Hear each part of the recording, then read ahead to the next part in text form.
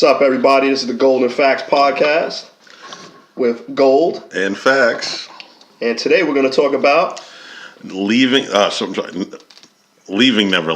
Is that what it is? Is Leaving Neverland? Neverland. Yeah, we're going to go with this Leaving Neverland. Because they never really left. It's still in their mind forever. You're judging by the documentary, they're still there. It almost seems like they want to go back a little bit. Yeah, Mike was a pretty charming guy. Impressionable at best. Yeah. Hair felt like Brillo.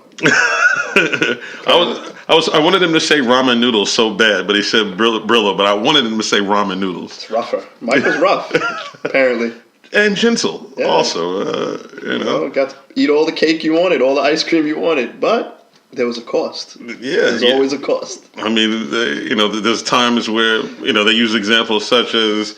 You know how your parents would only allow you to go into a store and pick one toy? He's like, imagine being able to pick out all the toys. Yeah. It's how do you say no to that? They thought it was free. Everything has a price. Everything has a price. Yeah. All right, so let's start from the top. Love does cost a thing. that pretty young thing. Let's start from the top. Wow, that song sounds different now. Yes, it does.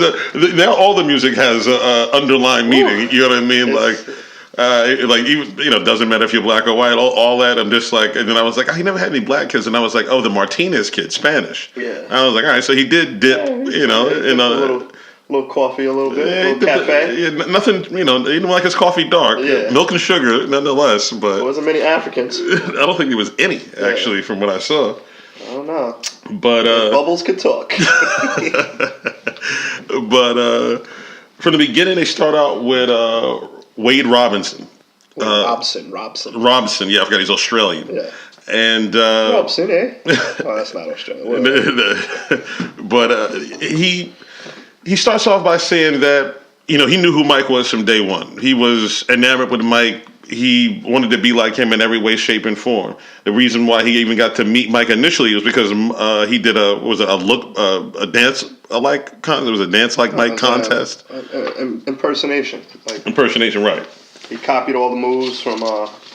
He grew up watching Thriller, the Thriller tape that pretty much every kid our age used to watch over and over if you weren't terrified of it. And by the time Bad came around, he was old enough to go to things like that, and that's where he saw him, down in Australia. No, but he even before that, didn't he enter a dance competition where he wasn't old enough to actually participate, but they let him do it anyway. He was 7. You had to be 7. He was 5. They let him do it anyway, and he just killed it. And it's funny, the grand prize was you got to meet Mike. That's crazy. They didn't have that idea. It wasn't even like the grand prize it wasn't money. It was just you get to meet Mike. Like that, a little boy gets to meet Mike if you win. Like that's. Those parents wish they took the money now. If they had money. I don't know. Even from the jump though, the mom wanted her son to be a show kid. I feel like the mom just wanted a different life, period. She wanted to be famous, but she wanted her kid. She saw it as a way out. Definitely. Oh, definitely. But and it's funny how he picked families where the father wasn't alpha. Yeah, he wasn't the alpha. And I guess maybe, listen, you see your son singing and dancing, doing this, that, and the third. You're like, he's never going to take over, the family garbage business. You know what I mean? So you kind of. Or in this family's, there was what was it? They had fruit stands. Right, fruit stands. Go figure. A fruity family. And even as a little boy, he said, and I quote, "Mike set me on fire," like before he even met him. So that's how enamored with Mike that he was. Where Mike was larger than life to him. So I get that to a standpoint. It's nasty. So this was 1997. So is it Thriller? No, 1987. 1987. This is Thriller, I believe. No, this going into Bad. Bad came out like 88, 89. Thriller was like early. Thriller was like 83. Right. Okay, so he was doing the moves to Thriller. Yes. At the time of the dance. Okay, right. And then by the time Bad came out, he was like a fully formed little kid dancer. He was ready to go. He pretty much, could imitate anything he saw, pretty much, he said. Right. I mean, the videos of him, he was humping on stage in front of little girls and stuff like that. I mean, that was wild. You know what I mean? They were allowing him to go that far. Yeah, the 80s were wild times. Obviously. But he also said that he was fixated on Mike, so he was willing to do. In hindsight, he was willing to do everything he imaginable to meet up with Michael Jackson. And the way he did it, though, he waxed poetically about how much Mike meant to him before ever meeting him. You know what I mean? Yeah. So he was like a god to him. Right. Didn't seem real, like he said, just by the way he looked. There was nobody, literally, you got to think back to that time. There was nobody dancing like that. There was nobody dressing like that. And there damn sure was nobody's face who looked like that because he made his face look like that. Now you got people that have gotten plastic surgery trying to look like that, to impersonate him. But that shit wasn't normal. You had a guy with a little nose, a little head, a butt chin, who used to be black, but now he's fucking like Puerto Rican looking. And he has a little tiny nose with giant eyes. But he also, I believe he had vitiligo. So, yes. He that has nothing to do with his facial features that he changed. I mean, Janet did the same thing. I think Jermaine changed his nose. A nose. They all did the noses. Well, her nose has changed, yes, but she hasn't went crazy to the extent like Jermaine looks wild. Jermaine looks wild. Yeah, Jermaine looks like a fucking. I don't even know. Jermaine does look very wild. He looks like one of those black Colombian soccer players, or I don't know. He looks nuts. So in the same year, in '87, he gets to go visit Mike. I believe Mike is still in Australia at the time, and he dances on stage with Mike and Stevie Wonder. He's out scouting. Right, he dances on stage with Mike and Stevie Wonder. Mike had this thing where he would bring a whole bunch of kids up, and the couple that stood out, he would let them dance and do their thing, and they would imitate Mike's dance moves. And we called Stevie Wonder for comedy, so he didn't see shit.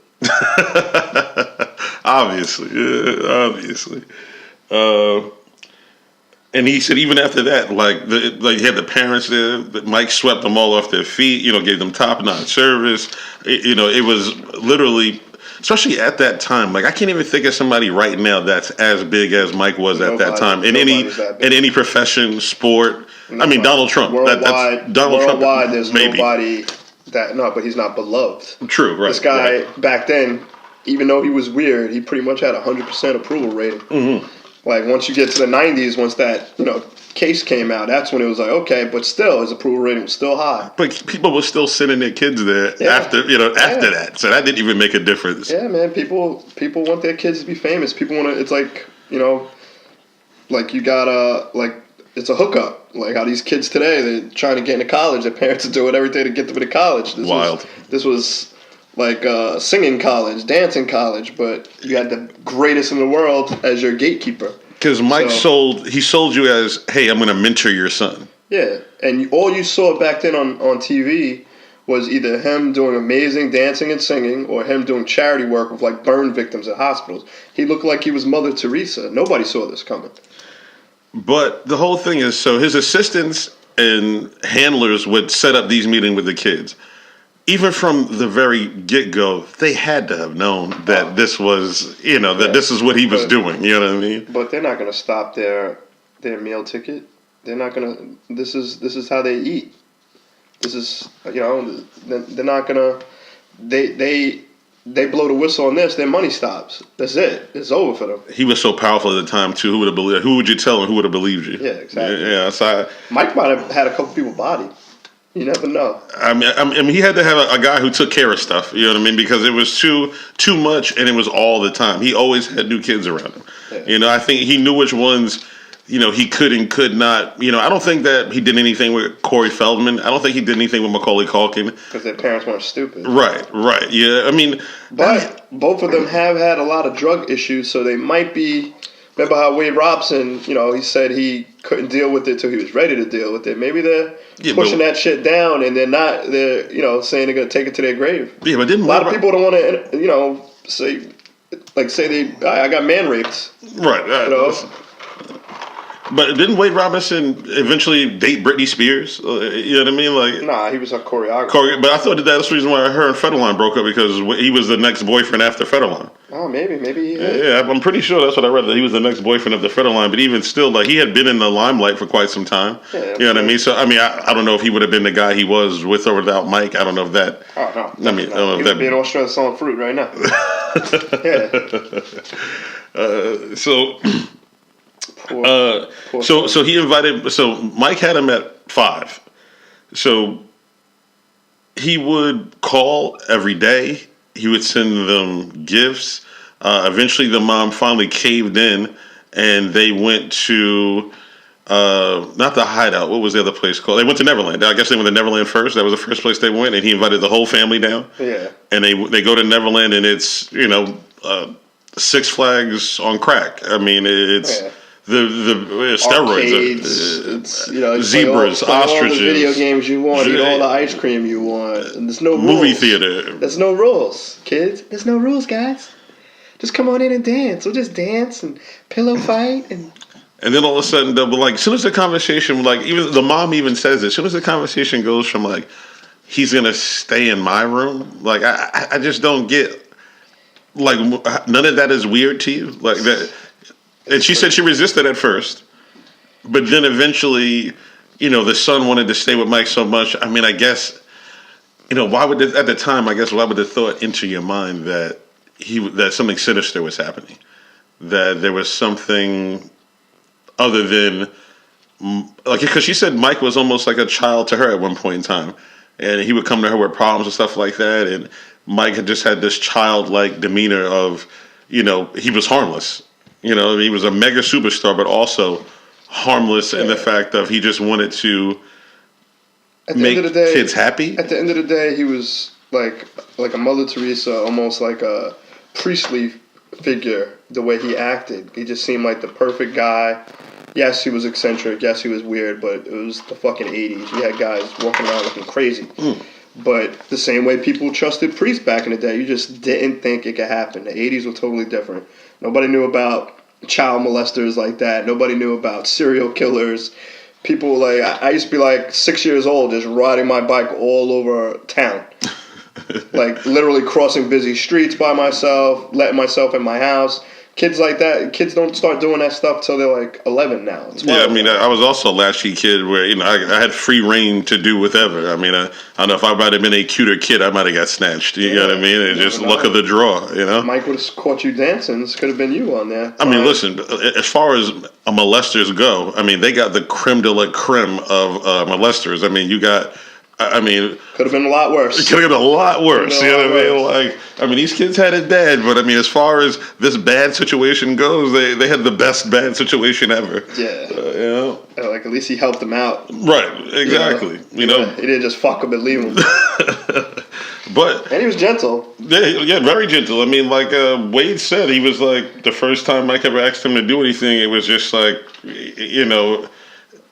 it's pull your pants down and spread your butt and then bend over. It was, it was, and then Mike, he didn't mix his meats. When Jimmy was around, Mike wasn't, when Jimmy was around, Wade wasn't there. Oh, he kept his hoes separate. Yeah, you know what I mean? Mike did not, can't have your hoes, befriending each other. Yeah, seriously. He made sure not to. You know what hoes do? Hoes talk. They talk. He made sure that he did not have these kids around each other. And then, Jimmy came into the situation not knowing Mike at all. Didn't know Mike from a hole-in-the-wall rat in the city. He was a happy, outgoing kid, except that he was kind of a loner, hung out solo. He didn't meet Mike until he won that dance competition, and then he got onto the set of the Pepsi commercial with Mike in 1986. Yeah, I remember that commercial. So, and that was harmless enough, but he didn't even know. So he wasn't even enamored with Mike. He was just. He's like, hey, what are you drinking there, Pepsi? Me too. Yeah, him and Mike. He met Mike by chance. That noise when you open it.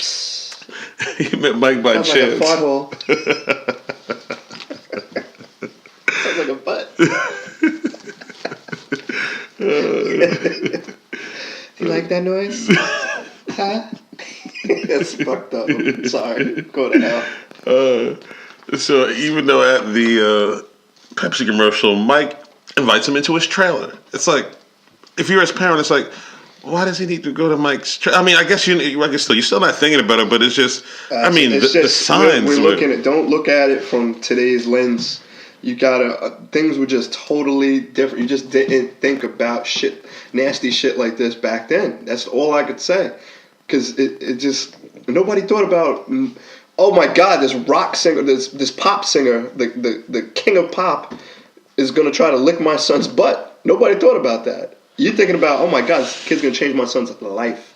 Very true, very true. And like I said, everybody was more than willing. I mean, it's Michael Jackson. Why wouldn't you be? You know, it's crazy. And then in '87, at a meet and greet, they started getting a little closer, to the point where it took a while for Jimmy and Mike to, I guess, be together, like alone and whatnot. And he would bring him to Neverland Ranch, and the family would come there. His sister was around. He was grooming everybody. Yeah, he was basically it took a little while. Yeah, it wasn't a 1, 2, 3 thing. He was laying down the brickwork. Now he's pulling in the driveway.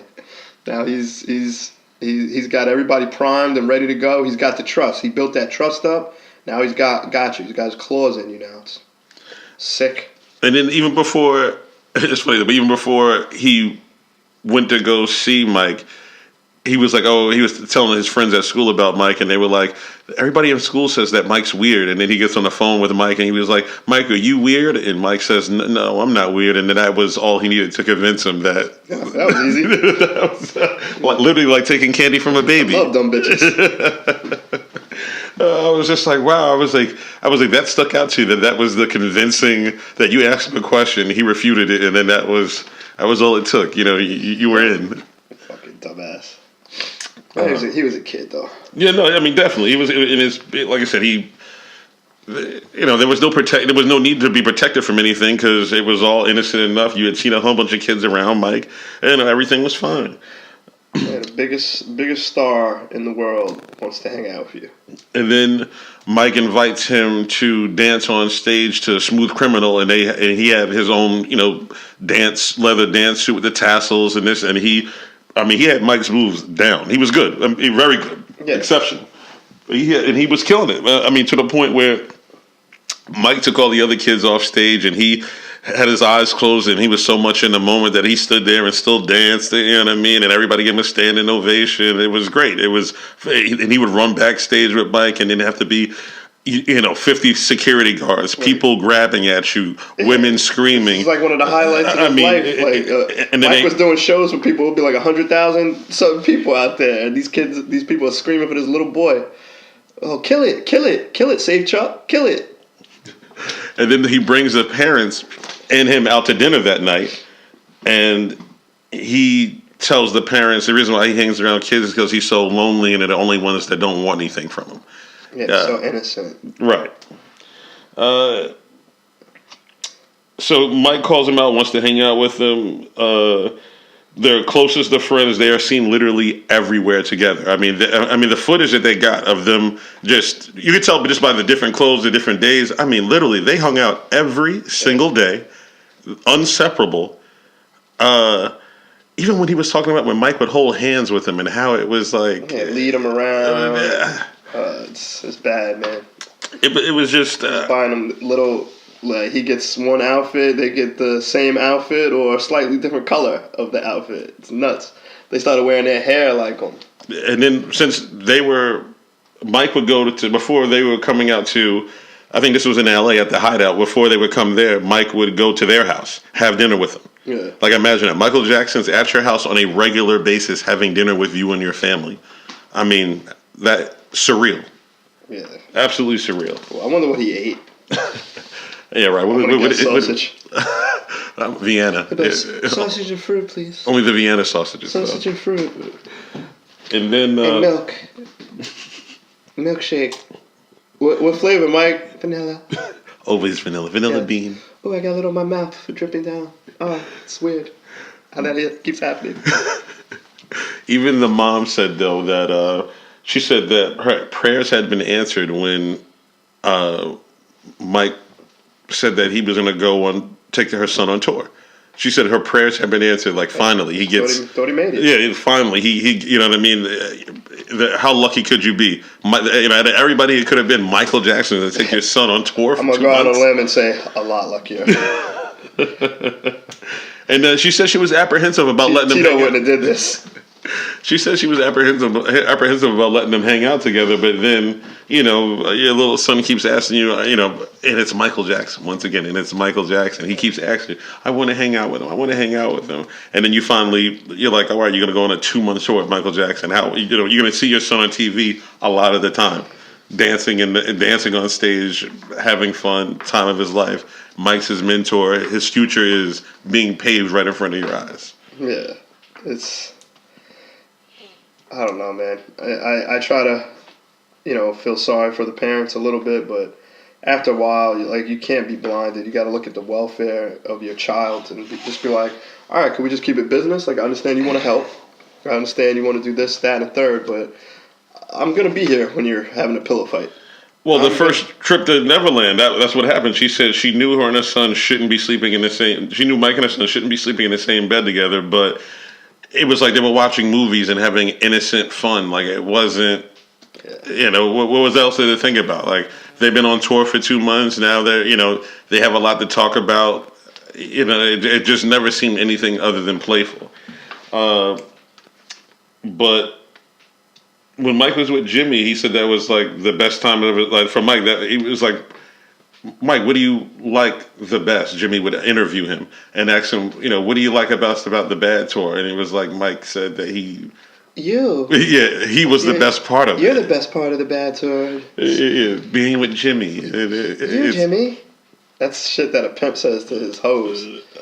Man, it was. But what you love about pimping? Oh, I love about pimping you. And then slowly, like the mom said, the room would get further and further away when they go to hotels, and she would meet up with them. Then it'll be the next floor. Yeah, there was no more suites on that floor. And then next thing you know, Mike's on the 10th with her son, and she's on the 1st. It's bad. You should have. It's bad, just like the album. Should have known. Yeah, so you fast forward to age 10 now. So they've been hanging out for 3 years. They're now falling asleep together in Mike's room. He would almost get jealous when he would wake up and Mike would not be in the same room as him. He would get jealous and ask Mike. Do you think Mike drugged these kids? Because they said, I read articles where the kid said he gave them alcohol and stuff like that. Do you ever think they just lost time and they just don't even know? Well, the way that they can both recite everything that happened, when it happened, how it happened, the video footage if they're lying, they I'm not saying they're lying. No, I'm just saying, but if they are, they kill them. They might miss some time. But they can recall all of these instances of things happening. And even when Mike would tell him to just spread butt and then he would jerk off, he wasn't actually pushing his mushroom top until they got a little older. So he waited. Just picturing Mike saying, spread him. It's just quite disturbing. Yeah. Just quite disturbing. Listen, it's all very disturbing. The way they go in the corner of the bed and spread him. Say Chuck. The way they talk about him too. They still are. Oh, that's their ex. They still have. Right. That's like their ex. Because the way they talk about the jealousy of seeing him holding hands with other kids. Yeah. And how that would make them feel. They're like, oh, you got a new bitch? Oh, I'm not good enough anymore because I grew a mustache? I'm getting kicked out of Menudo now? But it wasn't until age 10 where he showed Jimmy how to jerk off. He said it felt right. He was... no shit.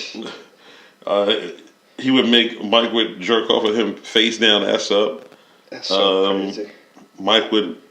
perform fellatio on him. He's probably making so many Michael Jackson noises too. So many Michael Jackson ad libs are probably. Ooh. And then on top of that, the drills to get.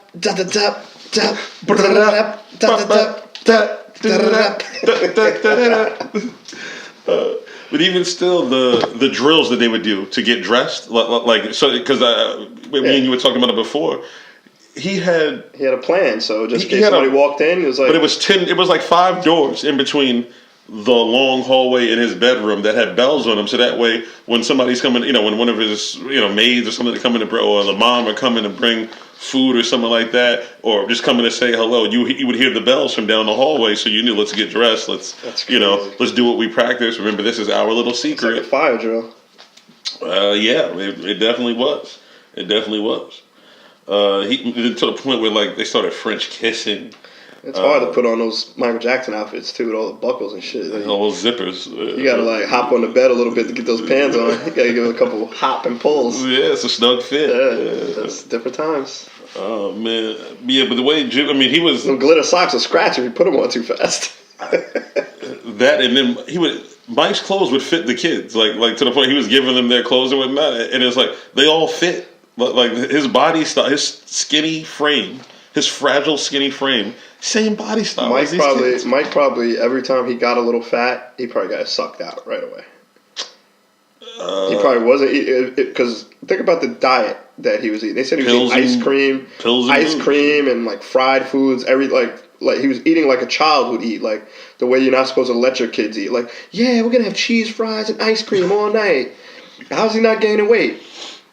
Good you know question. how? He was getting sucked out. Well, he was making himself throw up. Yeah, it doesn't strike me as much of an exerciser. Yeah. Yeah, I can't. Dancing does keep. Oh yeah, very true. Yeah, I mean, but not that skinny. You don't have like a fucking adolescent body. I guess you are what you eat. Yeah. I mean, they even had a mock wedding. Yeah. Exchanged rings. That was very unorthodox, to say the least. Yeah, I mean, but think about how in love you have to be to have a mock wedding. Like, you're really trying to solidify I wonder, is this kid love. Gonna try to say, yo, we were married in the state of California, I get half. I will have half that $3 billion fortune. But then he said eventually it got to the point where it was like porn and candy. Like, Mike would give you candy, they would watch porn. He said even the porn was like, it disturbed him.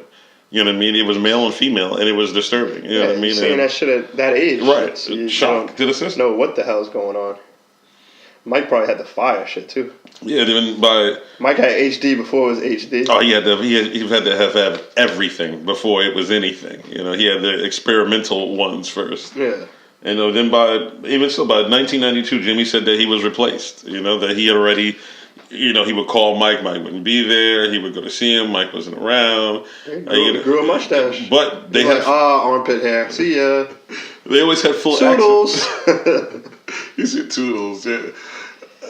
But Macaulay Culkin was a little older. The kid Benny, the kid Martinez, he was a little older. So he didn't always have them impressionably young. Well, maybe they were late bloomers. You know, sometimes. I mean, Macaulay Culkin looked like he had just did. Sometimes you got those Ralph Macchio motherfuckers that like true don't grow armpit hair till they're like 18 and shit.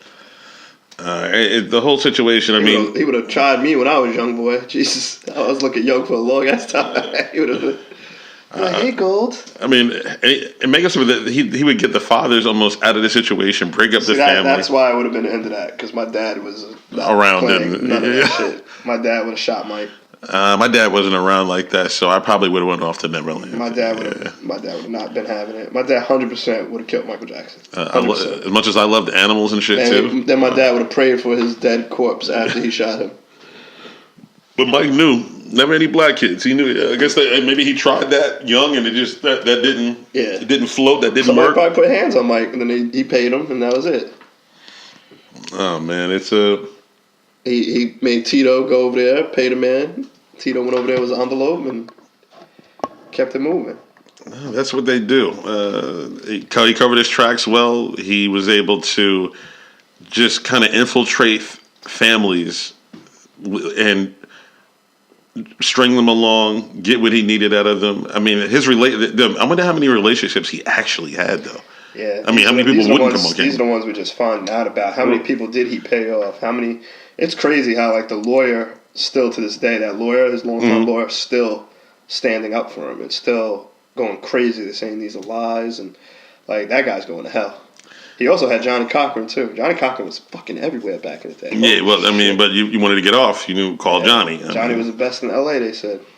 Just ex-OJ. You know? It's crazy, man. Oh, man.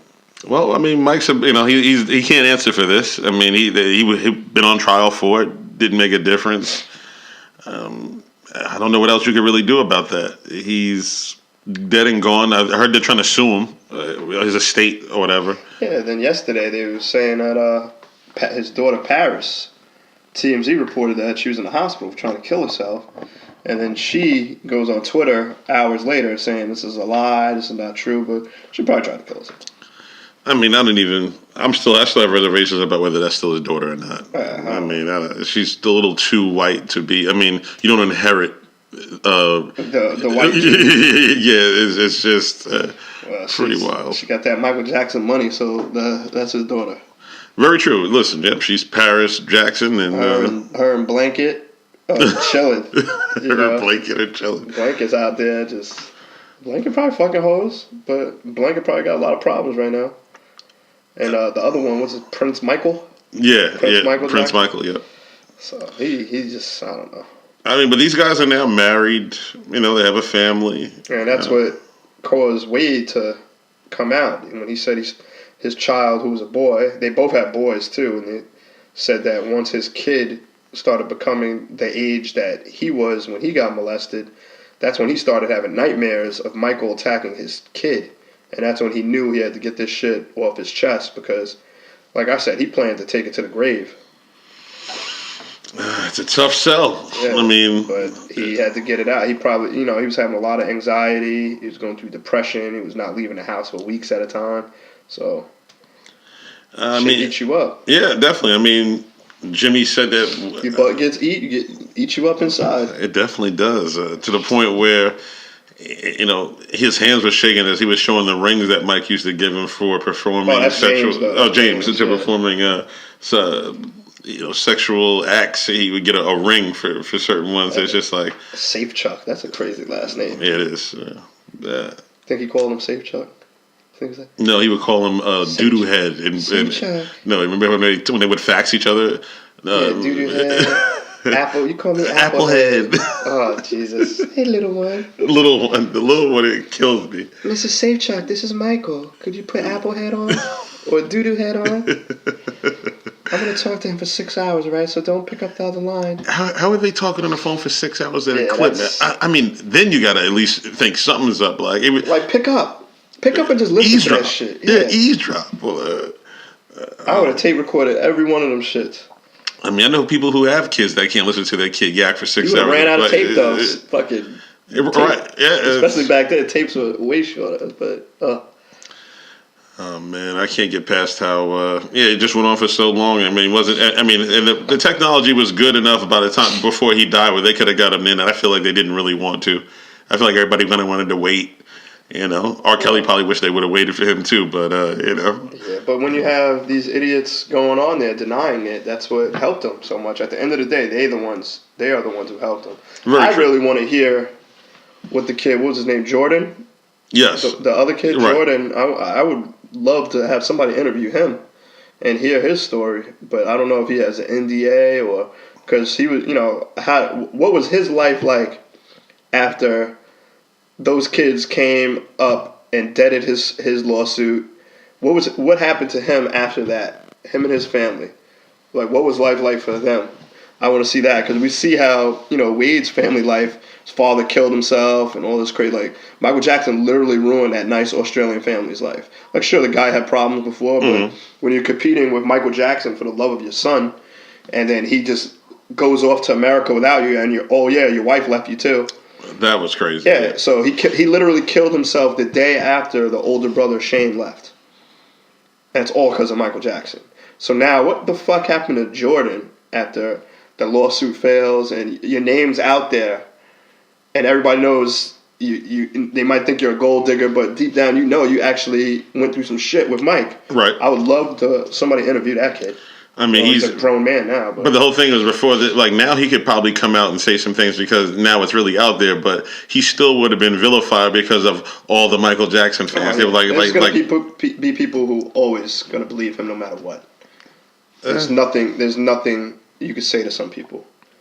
I mean, when you leave that big of a mark, you've been around for, you're literally an icon. He was around for so long, did so much, hit after hit after hit after hit. Now it comes out to the light. People can choose not to believe it or not. I still think that he did it. I mean, I don't think there's any doubt about him doing it. Yeah. I mean, I don't think that's even up for debate anymore whether he did it or not. It's just with how many kids and who was affected by it. And I mean, but there should still be other people that, like, everybody who was around at that time that let it go on, they should be accountable too.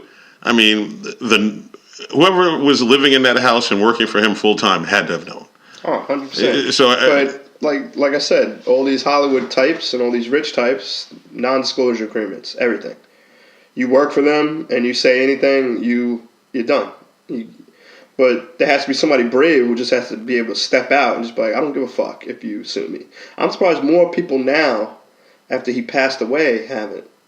But I guess what I'm thinking, like if they work for him, like these long-time maids and, housekeepers and all this shit, caretakers of the property, I'm surprised that they haven't come out, but they're probably getting an envelope every month or every 2 weeks to stay quiet. They're probably still on payroll some type of way. Because I remember he was almost in debt by the time he died, right? They said? Right. That's why he wanted to do that tour. But since he's passed away, they said the net worth is anywhere between $3 to $4 billion now.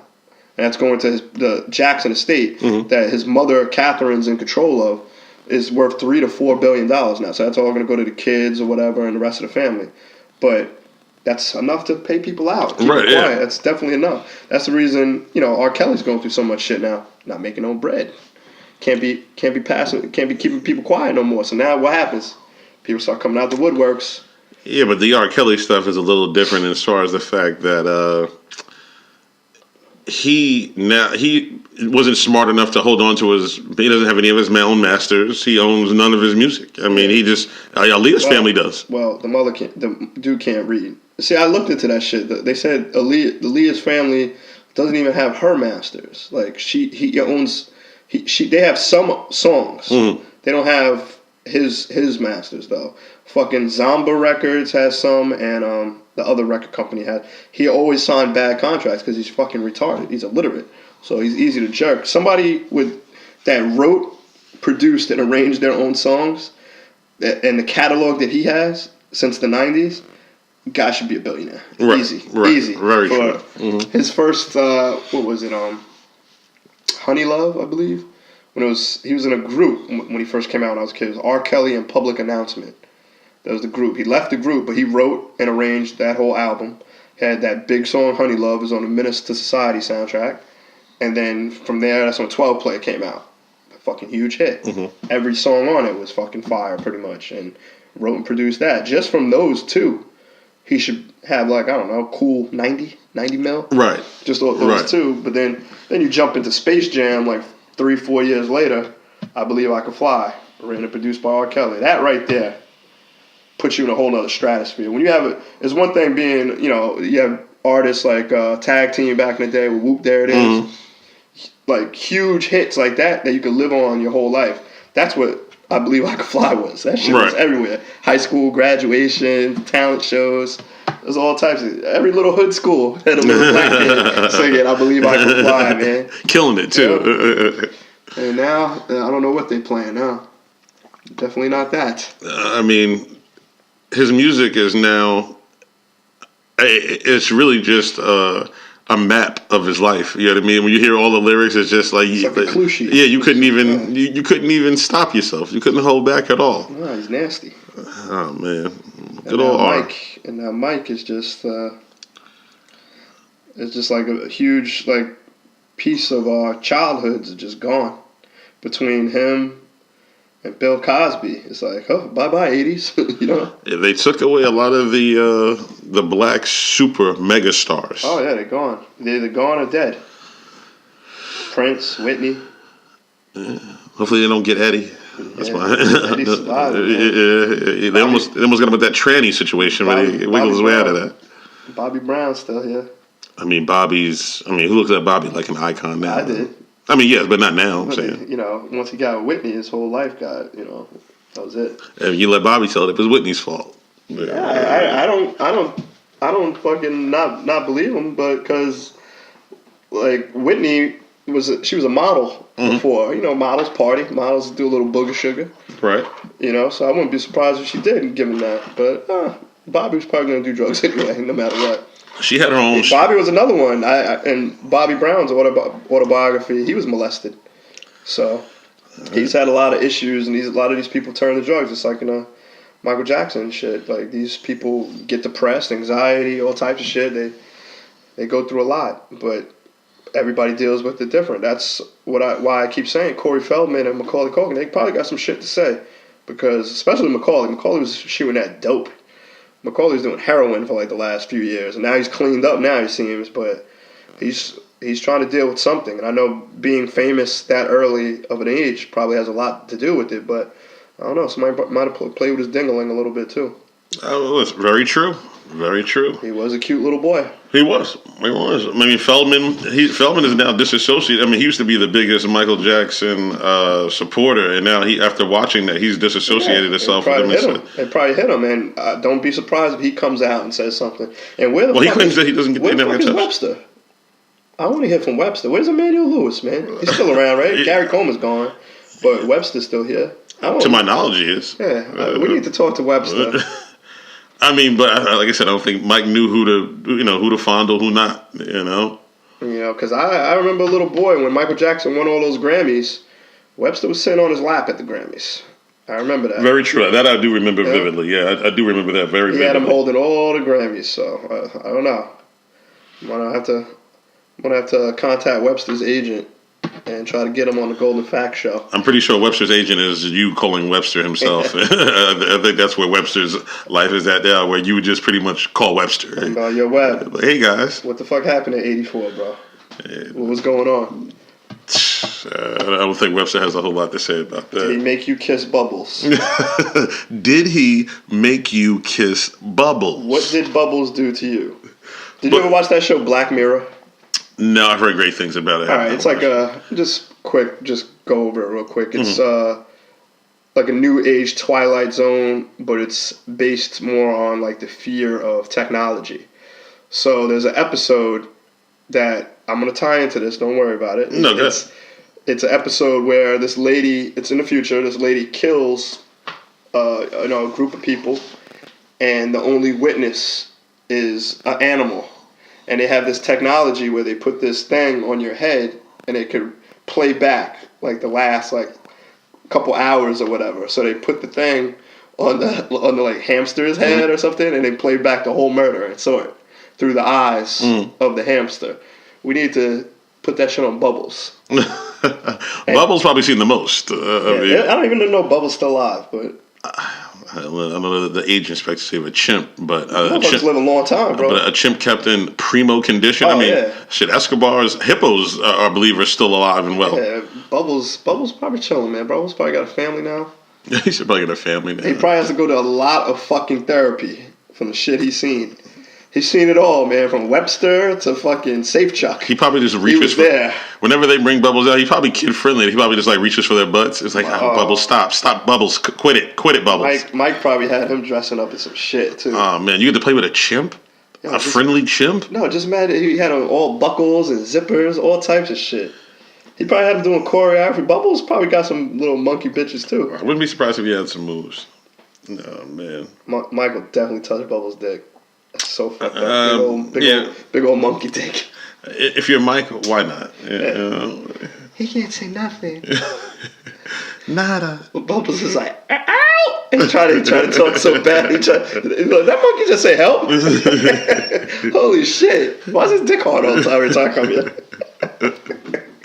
Oh, man. Why's he got yogurt on his face? Is that yogurt? Nah, that's fucking cum. He throws it at you. It's an attraction. Michael was jerking off naked doing the moonwalk, busting on Bubbles. That's nasty. Oh, man. But I feel at the end of the day, it's horrible. Right. We're joking around, but it's really not a joke. It's pretty. Yeah, like when you look back at it, I mean, they look sincere. Me having a kid now, Jesus, I couldn't even imagine. They had to put me under the jail, bro, because it's not even good. It's gonna be some killing shit. That's gonna be some torture before you done. Like, I'm castrating you, and I'm just like, I couldn't imagine. I mean, because I look at it today, I'm like, if I had a kid today, who would I let him or her blindly run off with the utmost trust in the world? But it's just so crazy because it's literally like we were trying to talk about this before, and just there's nobody to compare him to that's that famous. No, People correct. aren't that famous anymore. Beyonce is. She's probably the closest, but she doesn't have 100% approval rate. There's people that hate her. I mean, if I had a son or daughter right now, I've heard it on Wendy Williams. The gay guy Wendy Williams was saying how he wouldn't even let his daughter go. If he had a son, he wouldn't let his son go with Beyonce. I'm like, that's a lie. Like, if I had a 5-year-old son and Beyonce, I would trust Beyonce. I would too. You know what I mean? It's Seems just, like yeah, I would too. I would have no reserve. I would be like, sure, No, go ahead, take her him. and Jay-Z. Jay-Z, Take him. sure. Here, bye. Like Jay-Z gave me a rock chain. I'm like, you can babysit my kid, bro. I'm like, hey, no. I was showing my boys like, hey, I'm a Rockefeller soldier. I'll throw up the fellas. dime and be like, be back at 6 to pick him up. And he's like, shit. Got me a blueprint. What am I supposed to do? Got me a reasonable doubt. And if Beyonce did want to molest my son, you know what I mean? I'd be like, son, tell me all about it. How was she? Be like, fuck it. It's like, we smell your fingers. Rock Nation. Oh. Yeah, it's Mike is nasty, but like I said, the way I'm gonna solve this issue with me is he's 100% canceled. Like with me, he's 100% canceled. Like, yeah, you might catch me on a tipsy night at a bar, somebody throws on something. I might, it's the same thing like with R. Kelly. Like when all this shit really started coming out. Like, Ignition Remix would come on. I'd be like, oh, that was my shit back in 2002. Yeah. And then as the song is on, you start thinking about it. You're just like, not the same. Doesn't feel the same. True. Now when I hear PYT, not going to feel the same. Very true. But some of them shits will jam, but it's just never, ever going to be the same. So what I'm going to do, I'm buying the instrumentals. I still can separate the men from the I'm music. going to jam out to them instrumentals, and I'm going to sing it with my voice. My masculine voice. I'm not going to see my PYT. I'm going to be like, you fully grown woman. With consent, I got to love you. Grown woman. Of age. That's how I'm getting down. Listen, I like it. There's a future for you in that. I like it. Anything that has to do with young things or something that he left ambiguous, switching the words. Even when he did that sham when he was dating Presley's daughter. Lisa Marie Presley. Yeah. Then they did the fake kiss on stage. She looked like she was half out of her skull on stage. She was all drugged up. They thought it would never last. Yeah, it didn't, motherfucker. Yeah, it didn't last real that long. quick. Yeah, it was over before they got off the stage. She said, I'm tired of waking up with kids in my bed. She said, this shit is wild. So these stuffed animals, like, oh my God, they're alive. And this fucking monkey keeps jumping in my bed too. I don't know what that about. Oh, man. A monkey got jealous, tried to fight her. Said she was sleeping on his side of the bed. Let's see, what else happened just recently? Yeah, okay. What else happened just recently? Everything that's wrapping up at that. Wendy Williams said her piece about it. I was trying to listen to just other people's take on it. So I think everybody's in agreement that he was a bad guy. Some people don't believe that any of the sexual stuff happened, but the people that don't believe it are the people who haven't seen it. Yeah, they didn't see the documentary yet, so they're just fuck they're talking. Right, it's just like they're talking about what a lot of people don't want to see it because they don't want exactly. They don't want to. And it was done well, shot well. I mean, even the way they talk, you could tell that something has happened to them.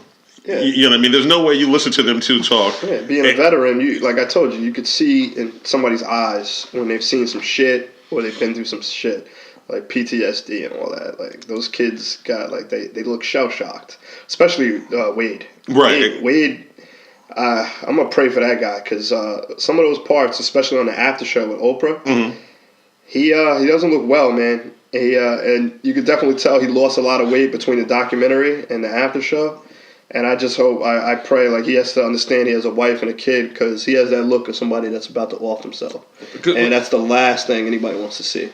Because even though he's probably talking about with his wife and therapist, I mean, I'm pretty sure he just had a litany of therapists. Yeah. And because thank God he has the means to do it. Right. Imagine he's still, he's a successful choreographer. Right. And he's talented, but, like, thank God he has the means to do it. And it seems like he has a good family structure, even though they failed him when he was young, but now they seem to be trying to make up for it. But God bless that guy. But God bless both of them. God bless all the kids who fucking got assaulted all over the world, but especially Penn State. But Like, Yeah, we gotta wait for. I mean, I guess it's really over now. I mean, what else is gonna happen for like about the whole Neverland thing? Is it just a couple of more lawsuits and then that's it? I mean, what else could be done? We're gonna see. They're saying a lot of the streaming income is down a lot. Oh yeah, people aren't really messing with the music. So, but that's night and day, though. All right, so come summertime, you mean to tell me that it won't be back up again? I don't know. I think come spring and summertime, people want to hear Mike again. Once more people see this, I feel like that, like you were saying before, a lot of people talking shit because they haven't seen it. Once this gets around more, even if they see a couple clips of people, you could see, like, nobody's gonna lie. I feel just like, yes, there's people out there who are sick and will lie about stuff like this, but when you see those kids' eyes and look them in their eyes, you're gonna realize, like, okay, something fucked up happened. Yeah, this kid's like fighting. They might have embellished on a couple things. Like, I think the kid saved Chuck. Some of the stuff he said was a little, whatever. But at the end of the day, I'm 90% sure he got something happened to him. It also happened so long ago, you start remembering it a little differently too. You know what I mean? So I get that they've part also. They've been lying to themselves longer than it happened. Right, exactly. So exactly. That fake story actually becomes real. But at the end of the day, they really want to, prove themselves. Do a fucking lie detector test, even though that's admissible in court now. But like, right. A lot of people still live and die by that, and I don't know. Some people, like I said, some people never gonna believe shit. Yeah, I mean, well, as far as I'm concerned, I can separate the men from the music. I can separate. The music was still good, like you said. It definitely has a different feel to it. You know what I mean? It's like, I'm not gonna pick up my little cousin and swing him in the air as Mike is playing and look in his eyes. Just think about all the weddings. And then it's like, how do you do cover? You're gonna play that at a wedding now? Yeah, like, I don't want whoever's the cover band at my wedding playing Mike or R. Kelly. Yeah. You know what I mean? I don't want the DJ to play either one at my wedding. You know what I mean? Black weddings without Step in the Name of Love is wild, bro. Think about how many wedding songs are that. Kelly, yeah, just like your wedding song is, you can't change that. That's your wedding song. How you gonna change it? Like, it's it. Yeah. And for a while it was like, oh, you picked the best one, man. You killed it. Yeah. And now you find out this. It's like they said, fucked up. I don't know, but I don't know. This is episode 1. Golden Facts, episode 1. Many more to come.